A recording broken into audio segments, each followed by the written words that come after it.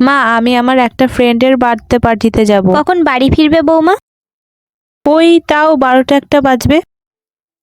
এত রাত পর্যন্ত বাইরে থাকাটা তো সেফ নয়, তাই না? তুমি তো জানো আজকাল বাইরের পরিস্থিতি কেমন। হ্যালো, এটা কি বাড়ি নাকি জেল? আমি তো কিছুই বুঝতে পারছি। কি হয়েছে রিয়া, এত রাগ কেন করছো? আমি আমার একটা ফ্রেন্ডের বার্থডে পার্টিতে যাচ্ছি, আর মা বলছে আমাকে না বলে যাবে না।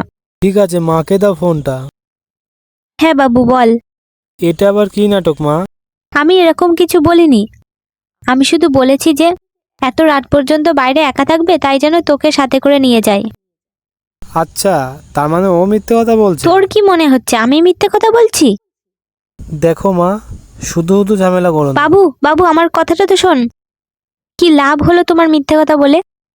দেখুন মা, আমি কিন্তু আগেও বলেছি আপনাকে, আমি রোহিতকে নিয়ে আলাদা থাকতে চাই। এই বাড়িতে আমি সবার সাথে একসাথে থাকতে চাই না। আপনি এটা যদি সোজাভাবে না বোঝেন তাহলে তো আমাকে এটা করতেই হয়।